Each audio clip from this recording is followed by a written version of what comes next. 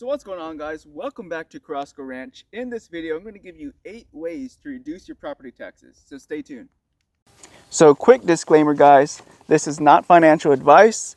This is only for educational purposes only. With that being said, let's go ahead and get into it. All right, guys, so before we get into it, definitely give this video a like, definitely share and subscribe if you aren't already. And definitely like it if you appreciate this information. But yeah, so I listed 8. So this isn't the only 8 available to everybody.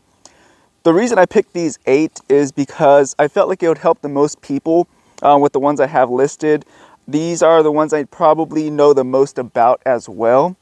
And these are maybe some that I have done personally myself. So that's the reason these 8 made the list. Again, there's other ways to reduce your property taxes that may benefit you the most, but you would have to go out and research those.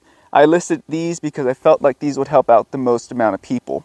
So to just go ahead and get into it, the first one I have on the list is going to be protesting your property values. So I have personally done this. So I believe it was 2020, 2021. There's a huge property tax hike. And what I did, I had to go in and protest them. So when you protest them, you go and you get a form at your appraisal district. You list all the properties you have. So I have multiple properties. So all my properties just skyrocketed in value apparently, right? So of course the city, the government wants their money as well. So this was going to cost me thousands of dollars of extra money that year. So I did protest them. Like I said, you basically get a form, list all your properties on there, and list the reasons why you think they aren't appraised correctly. So I had a lot of good information that I was going in with.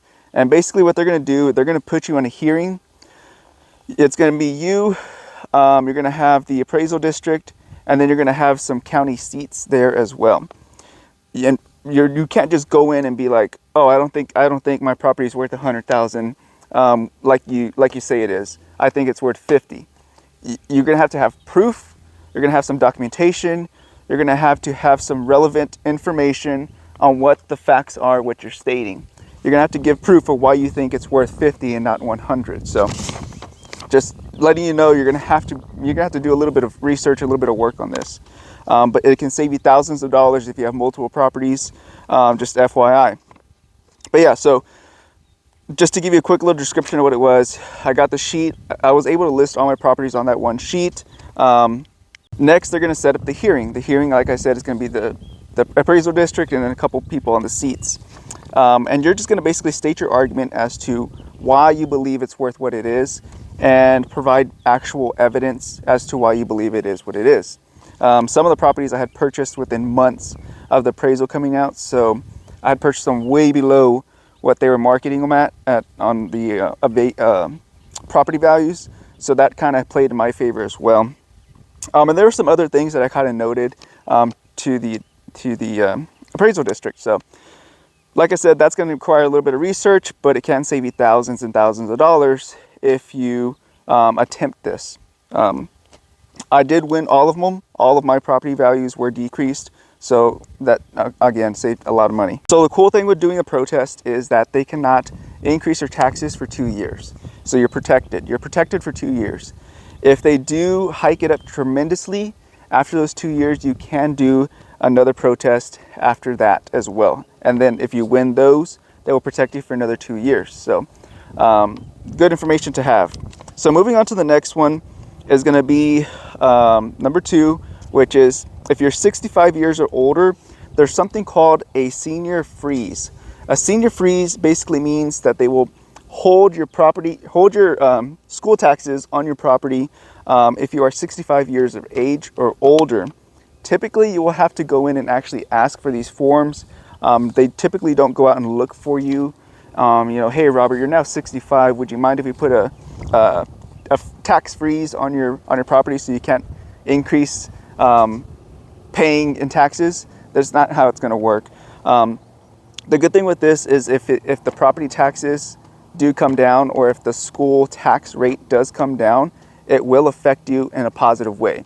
The only thing is they can't increase it, but they can decrease it. So it plays in your favor. The next one, number 3, and that's going to be 65 years or older and planning on buying land and getting a homestead exemption. So if you're 65 years or older and you have raw land and you plan on putting a home on there, you can get a homestead exemption on the property. Again, this is an exemption you have to go in and apply for as well. They aren't just gonna, usually hand you the sheets or usually tell you about it. You usually have to kind of go in there and ask about it yourself. But that is another exemption that you can get if you're 65 years or older. And it is quite a bit. You do save quite a bit of money. So FYI, it's probably worth it. 4 is going to be if you're disabled. If you're disabled, you'll typically be favored when it comes to getting these exemptions. And it's significantly more than if you were just 65 years or older and getting an exemption. Because if you are disabled and you have raw land and you put a homestead on there, you put a home on the property, or at least if you plan on putting a home on the property, this is probably one you're going to be wanting to look at because, one, you're going to get the homestead exemption. You have raw land, you're building a home on there, you're going to get a homestead exemption if you apply for it. The next thing, if you are disabled and also have the homestead exemption, they still apply that on there. So now you're getting 2 exemptions on one property. So this is going to save you thousands of dollars. Again, depending on how large your property is and how luxurious your home is as well. Again, it comes down to your particular situation. I even put it right here in parentheses, substantial, because this saves a lot of money. If you are disabled, you're going to have to apply for it. Typically, they aren't going to look for you. So number 5 is going to be the 1D1 wildlife management. So this is one I particularly use. I love this one. So the 1D1 wildlife exemption, it gets kind of tricky. So I'm going to try to explain it the best way I can. So year 1, say I bought this property last year. I need to be on a 1D1 open space exemption first before I can roll this property over to wildlife management exemption. Let me say that again. If I just purchased this property has to be on a 1D1 open space exemption for 1 year prior to me being able to apply for the wildlife management exemption. Okay? But on top of that, if you want a 1D1 wildlife management exemption, you have to have at least 16 acres. There's another exception to that rule though. So it has to be at least 16 acres, right? So if I just bought this land, it has to be at least 16 acres. If it's 15 acres, I wouldn't be able to qualify it for wildlife management. And this is what I use for this property. I use wildlife management. Unless, so there's stipulations on all this. It gets really confusing. Unless you have, so say this property is exactly 16 acres, right? I'm trying to explain it the best I can. Say this property is exactly 16 acres, right? I broke it up into 2 lots. I broke it up into a 6-acre lot and I broke it up into a 10-acre lot, okay?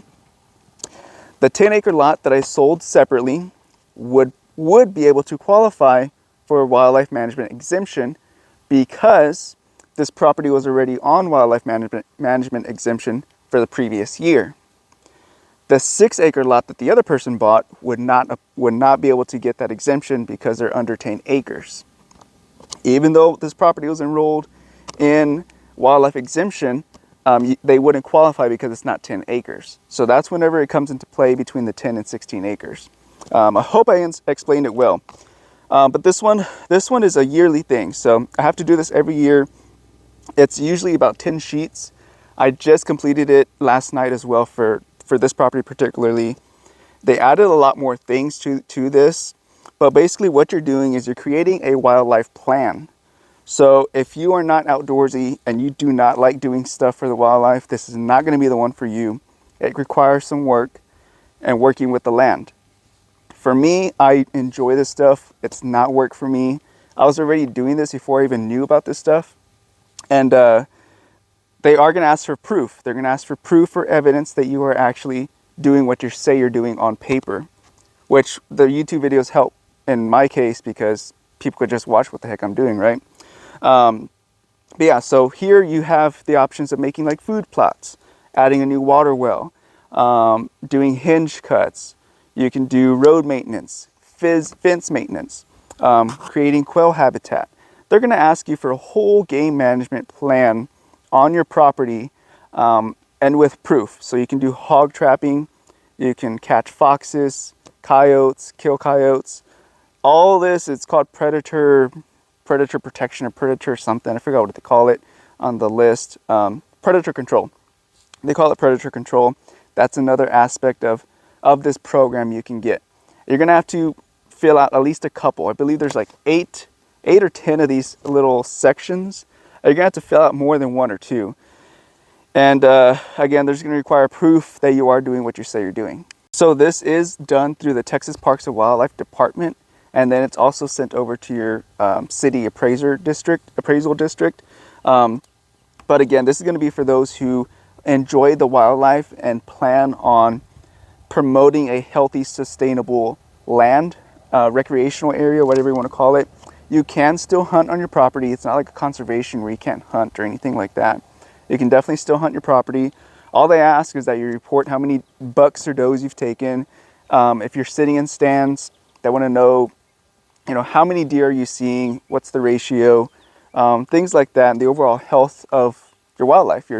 Typically what they're going to ask about is going to be your turkeys, your deer, your quail, and rabbit, small mammal population, things like that. Those are the ones that they kind of keep an eye on. And they ask you, obviously, to be truthful doing this. They can't go out there and count all this stuff for you, but they are going to want to ask proof. So just, know about that. But yeah, this is a great one. It reduces your taxes significantly. So definitely consider it. So number 6 is going to be a 1D1 open space. So we just talked a little bit about it on number 5 with the 1D1 wildlife management. The 1D1 open space opens up more avenues for more people, because now you're not just focusing on wildlife management. You can do any kind of agricultural activities, whether you're farming or timber or any type of crops and things like that. This is going to be the one you want to look at. It's going to be the 1D1 open space.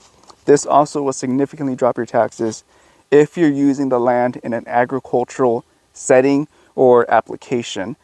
This is going to be the one you want to consider. It will drop your taxes a lot if you do enroll in this. So 7 is going to be, I have a lot of veterans who watch the YouTube channel, and it's going to be veterans. If you're a veteran, there's a lot of exemptions you can apply for. Just go to your local appraiser's office, ask them what is available for veterans to reduce their taxes, or what kind of exemptions are there available for me as a veteran to reduce my property taxes. Again, these are typically things that they're not going to come knocking on your door and be like, hey, do you want to reduce your taxes? No, it doesn't work like that. So there's a lot available for veterans. You just have to go out and search. Too many to list for me here on the video, but just know you can go in there and ask and tell them, hey, I'm a veteran. What kind of exemptions are there for me and my property taxes? The 8 is going to be the final one. Probably some of the most common ones that people use here in Texas. And that's going to be using cattle, sheep, goats, and even beehives on your property to gain an agriculture exemption for your property. This is great if you have raw land and you just don't want to be paying those property taxes every year, or those high property taxes every year. For cattle, you do have to have 5 years of been doing this before you can just enroll.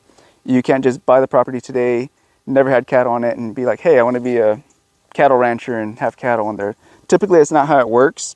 I don't know any other way around it, to be honest with you. But yeah, so the cattle is going to be a little bit more trickier. You're going to have some capital up front to purchase the cattle, unless you have a really, really good friend. But yeah, the bees, that's one that a lot of people I see doing. Be careful with that, because you don't want to turn it into a whole business. But yes, so the bees are going to require a certain amount of hives per acre. And you can only do 5 to 20 acres. So if you have 100 acres, you cannot put the whole 100 acres on this beehive, honey bee production deal. You cannot do that. It has to be at least a minimum of 5 acres and a maximum of 20 acres. And they have particular amount of hives you can have per acre. This is going to be dependent on your county and of course where you are located in the United States. So sheep and goats also, they have different numbers by county and by states, so look into that as well. And the cattle's very popular here in Texas. But yeah, those are going to be the 8 ways that I felt that would help the most amount of people. Again, these aren't the only 8 ways you can get this done. There's other sources, other ways to reduce your property taxes. I just felt that this would help the most amount of people. So yeah, we're going to go ahead and leave it right there, guys. I hope you found this informational. Again, I thank you for watching. I appreciate it. And let me know if you have any questions. Like always, guys, be careful, be good, take care, and God bless. I will see you guys in the next one. Bye-bye.